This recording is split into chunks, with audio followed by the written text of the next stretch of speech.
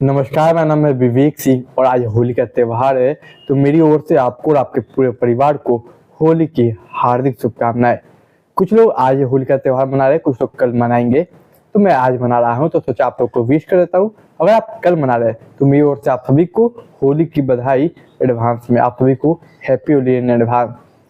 देखिए, अगर हम आज की कहानी की बात करें तो आज की कहानी आपको पैसों का महत्व बताएगी। कहानी को आखिर तक सुनिएगा। नमस्कार, मेरा नाम है विवेक सिंह और इतनी सच्ची कहानी में आपका स्वागत करता हूँ। चैनल पे नए तो चैनल को सब्सक्राइब कर लिए, वीडियो को लाइक कीजिए, शेयर कीजिए, कमेंट कीजिएगा। देखिए, आज की हमारी जो कहानी है वो कहानी है महाराष्ट्र के शामली जगह की। इसी महाराष्ट्र के शामली में एक परिवार रहा करता था। इस परिवार के मुखिया बाबूराव की एक पत्नी थी जिसका नाम था वनीता। इन दोनों का एक बेटा जिसका नाम था तेजस। तेजस जब जन्म लेता है, कुछ बड़ा होता है, तो जो बाबूराव था वो अपने बेटे को एक अच्छा जीवन देना चाहता था। वो चाहता था कि मेरा बेटा अच्छे स्कूल में पढ़े, अच्छे से पढ़ लिख के बड़ा हो और एक अच्छी सोसाइटी में पढ़े ताकि बहुत कुछ कर सके जीवन में, नाम कमाए, मेरा नाम रोशन करे दुनिया में। तो ये सोचता है कि क्यों ना हम परिवार से थोड़ा अलग हो जाए, यानी कि अपने भाई बहन तमाम जो रिश्तेदार संबंधी के साथ रहता है उससे अलग होने का फैसला लेता है और ये अलग हो जाता है अपनी बीवी अपने बच्चों को लेकर। बाबूराव पेशे से एक कारोबारी था, एक बिजनेस उसका अपना था, कारोबार था। ये अलग तो हो जाता है, धीरे धीरे तेजस भी बड़ा होता है। कुछ समय गुजरता है, तारीख आती है 10 फरवरी साल 2025। 10 फरवरी साल 2025 को ये जो उसका बेटा था तेजस, वो चिल्लाते चिल्लाते चिखते चिखते भागते भागते अपने चाचा के पास आता है और चाचा को कहता है, चाचा चाचा चलिए, पापा का एक्सीडेंट हो गया है। चाचा को घबराहट होती है। उसका चाचा जो था वो कहता है, कहाँ, कैसे? वो कहता है कि यहाँ पे जो मिरज पंढरपुर हाईवे है वहां पे फौरन चाचा और भतीजा दोनों मिलके जाते हैं उस हाईवे पे जहाँ पे उसका यानी कि तेजस बताता है। वहां पे जाते हैं तो देखते हैं कि उसका भाई यानी कि जो चाचा था उसका भाई पूरा खून से लथपथ है। फौरन वो अपने भाई को उठाकर वहां के नजदीकी सरकारी हॉस्पिटल ले जाता है। डॉक्टर्स नर्स टटोलते हैं और देख के कहते हैं कि ये आपका भाई मर चुका है, डेथ हो गई, आपको लाने में थोड़ी देरी हो गई। इस बात की सूचना फौरन पुलिस को मिलती है। वहां पे पुलिस आती है। पुलिस को अपना एक रिपोर्ट तैयार करना था, एक्सीडेंटल। तो पुलिस पूछती है कि कैसे मौत हुआ। डॉक्टर बता देगा एक्सीडेंटल डेट है, एक्सीडेंट से हो गया। लेकिन पुलिस को एक क्लोजर फाइल रेडी करनी थी। तो पुलिस को ये पता करना जरूरी था कि आखिर किस गाड़ी से एक्सीडेंट हुआ और कैसे एक्सीडेंट हुआ है, ताकि उस गाड़ी का लाइसेंस को रद्द किया जा सके।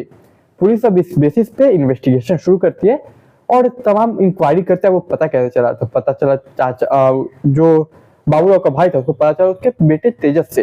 वो बोलता है, बताता है। इसके बाद तमाम उसकी पत्नी से पूछा जाता है कि कोई दुश्मनी क्या, ऐसा होता तमाम चीजें। लेकिन जब बात एक्सीडेंटल डेट की थी तो ये दुश्मनी का एंगल भी कुछ सामने नहीं आता। अब पुलिस वाले उस जहाँ पे एक्सीडेंट हुआ था जिस लोकेशन पे, वहां के सीसीटीवी कैमरे को खंगालते हैं। जब पुलिस वाले काफी देर तक सीसीटीवी काफी खंगाल लेते हैं, वहां पे कोई ऐसा तेज गाड़ी नहीं मिलता जो कि बहुत तेजी की रफ्तार से भागा हो ताकि एक्सीडेंट हुआ वो पता चले। सभी गाड़ियों की जो स्पीड थी वो एक न्यूट्रल स्पीड थी। कोई गाड़ी इतना तेज नहीं था, क्योंकि कोई भी गाड़ी अगर एक्सीडेंट करता है वो काफी तेज में होता है तभी एक्सीडेंट होती है। लेकिन पुलिस को कैमरा चेक करने पे कोई भी ऐसा गाड़ी नहीं मिलता है। अब पुलिस वाले परेशान होते हैं। फिर लगता है कि कोई लोकल होगा आसपास का, हो सकता है एक्सीडेंट करने के बाद कहीं कोई गली उली में मोड़ लिया, कोई कट वगैरह से कट ले मोड़ लिया हो। पुलिस अपना सीसीटीवी कैमरा चेकिंग का दायरा बढ़ाती है। जब दायरा बढ़ाती है तो फिर भी कुछ नहीं मिलता। अब पुलिस को समझ में आता है कि भाई आखिर हुआ क्या। ना ही कोई सीसीटीवी में तेज गाड़ी भागी, ना ही कोई कट मोड़ से हमने सीसीटीवी देखा, ना वहां पे कोई ऐसी गाड़ी या कोई सस्पेक्टेड चीज मिला जिससे ये बात कहा जाए कि कोई गाड़ी एक्सीडेंट करके भागी हो। लेकिन इन्हीं सीसीटीवी में एक शख्स मिलता है जो कि जाना पहचाना रहता है। उस शख्स की तस्वीर को निकाल के बाबूराव के भाई को दिखाई जाती है। वो बाबूराव का भाई पहचान जाता है और कहता है, सर ये तो मेरे भाई, सॉरी, बाबूराव का भाई पहचानता है। वो कहता है ये तो मेरे बाबूराव भाई का पड़ोसी है भीमराव। अब पुलिस का दिमाग खटकता है क्या कि वो वहां पे क्या कर रहा था पड़ोसी।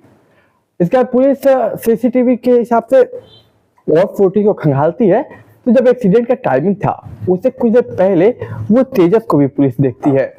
अब सवाल ये कि बाबूराव का पड़ोसी कुछ देर वहां पे क्यों था, उसका खुद का बेटा एक्सीडेंट से पहले क्यों था? पुलिस को यहाँ पे कुछ डाउट होता है।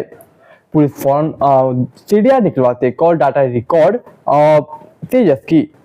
अब जब कॉल डाटा रिकॉर्ड निकलवाती है, सर्वेलेंस पे डालते हैं, फोन की लोकेशन निकलवाती है, तो फोन का लोकेशन भीमराव और भीमराव यानी कि बाबूराव का पड़ोसी और उसका बेटा, दोनों की लोकेशन उस वक्त जब बाबूराव की मौत हुई वहीं पे थी। दूसरा कि जब सीडीआर निकलवाई जाती है तो आखिरी जो कॉल था मर्डर के बाद, मतलब एक्सीडेंट के बाद, वो तेजस अपनी माँ यानी कि वनिता को करता है। अब पुलिस को कुछ मामला समझ में नहीं आता। फौरन पुलिस तीनों को पूछताछ के लिए बुलाती थाने। अब तीनों से एक एक करके पूछताछ करती पुलिस। कुछ देर तक तो वनिता यानी कि बाबूराव की वाइफ, बाबूराव का बेटा और बाबूराव का पड़ोसी भीमराव, तीनों लोग कुछ देर तक सेम स्टोरी बताते हैं, सब कुछ नॉर्मल होता है। लेकिन धीरे धीरे जब पुलिस का पूछने का तरीका सख्त होते जाता है तो तीनों की बात में थोड़े थोड़े चेंजेस आते हैं। पुलिस यहाँ पे भाप जाती है। फिर पुलिस एक दोस्ती का जाल फेंकती है। तीनों से एक एक बात कहती है। भीमराव कहती है कि देखो, मुझे पता है कि तुम्हारे इसमें कोई कसूर नहीं है, प्लान किसी और का था, तुम बस मदद की हो, तुम बताओगे, अगर गवाह बनोगे सरकारी तो हम तुम्हें मदद करेंगे कि कम से कम सजा हो या फिर सजा ना हो। इधर बाबूराव के बेटे यानी कि तेजस को कहते हैं कि देखो, मुझे पता है कि तुम्हारा इतना हाथ नहीं है इस कत्ल में, लेकिन तुम अगर सच बता दोगे कि इसका हाथ है कत्ल में तो हम तुम्हें बचाने की पूरी कोशिश करेंगे। इधर जो उसकी पत्नी थी बाबूराव की वनिता, उसे कहा जाता है देखो, तुम महिला हो, तुम बहुत आसानी से बच सकती हो, और तुम बता दोगे कि इसने मारा और क्यों मारा, कैसे मारा, तब हम तुम्हें बचा लेंगे। अब तीनों जब अपनी अपनी बचाव देखते हैं तो इस चीज में वो फंस जाते हैं। तीनों को लगता है पुलिस उन्हें बचा लेगी, और इसी में थोड़ा थोड़ा करके वो कहानी पूरा उगल देते हैं। तब जाके एक कहानी निकल के सामने आती है, और ये कहानी की शुरुआत लगभग 6 महीने पहले होती है। अब इसे 6 महीने पहले बताता हूँ हुआ क्या था कि जो बाबूराव था वो जब आया, बाहर से शहर में आया, कारोबार करता है, व्यापारी कर रहा था, तो सब चीज सही चल रहा था।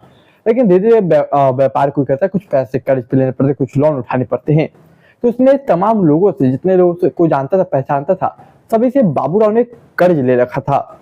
इसके बाद वो कई कंपनी से लोन ले रखा था, और ये टोटल ओवरऑल चाहे इंसानों से कर्ज लिया हो या फिर किसी कंपनी से लोन, इसकी जो अमाउंट थी वो 50 लाख रुपीज की थी।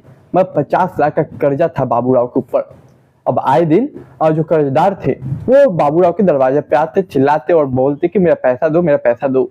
जब बाबूराव घर में नहीं होता तो उसकी पत्नी विनीता से मांगा जाता कि तुम पैसा दो, तुम्हारे पति ऐसा कर्ज ले लिए, पैसा चुका नहीं है, तमाम चीजें।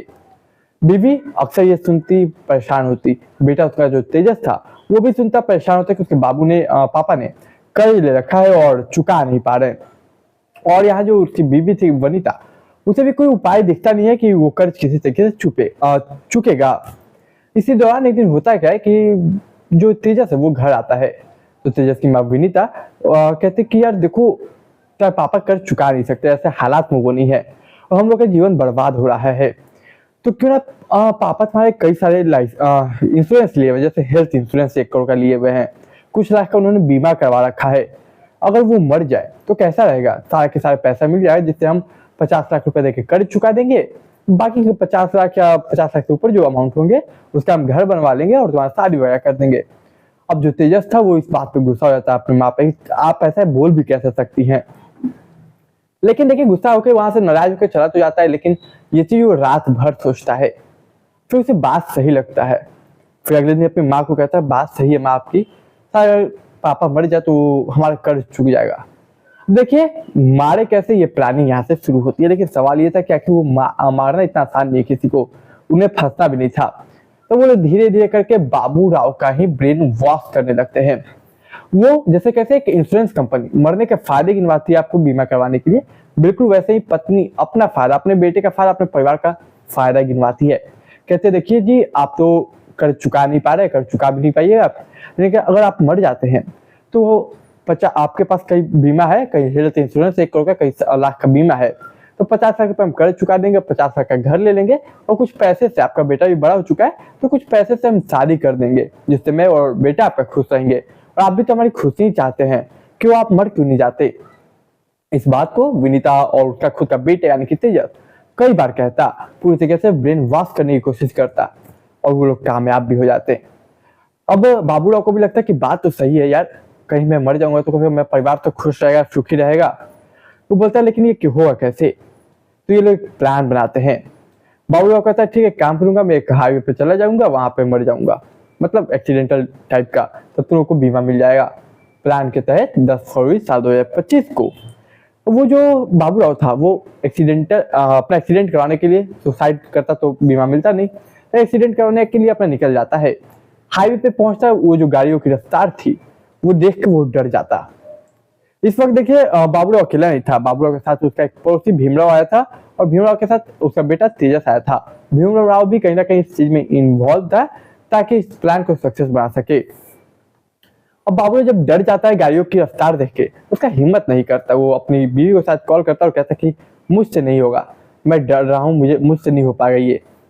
अब फौरन जब ये बात उसकी वनिता को पता चलती, वनिता फौरन कॉल करती अपने बेटे तेजस को और कहती कि देखो तुम्हारे पापा डर रहे, काम करो तुम लोग मिलके उन्हें धक्का दे दो, उनको मार दो, क्योंकि अगर आज वो नहीं मारे तो फिर उनका मूड बदल जाएगा और वो कभी दोबारा एग्री नहीं करेंगे खुद की जान लेने के लिए। बेटा बोलता है माँ आप सही जो दिमाग में सही है आपका, फिर बोलता है बात तो सही है। फिर ये लोग उठते हैं और सबसे पहले जो वो था मतलब बाबू राव, उसको उसका सर लेके और डिवाइडर से टकरा देते हैं। वो बहुत टकराने के बाद जब बहुत ब्लीडिंग हो जाता है तो एक गाड़ी के साथ में वो ढकेल देते हैं उससे। वो लोग तब तक वहां पे स्पॉट पे रहते, तब तक वो लोग सुनिश्चित नहीं करते इस बात की कि उसका बाप मर चुका है। नेक्स्ट टोलने की कोशिश करते, देखते कि अब मेरे पिता नहीं रहे। फिर वो और जो भीमराव था यानी कि तेजस और भीमराव दोनों वहां से निकल जाते और फिर भागते भागते तेजस अपने चाचा के पास आके बोलता है कि उसके पिता का एक्सीडेंट हो गया।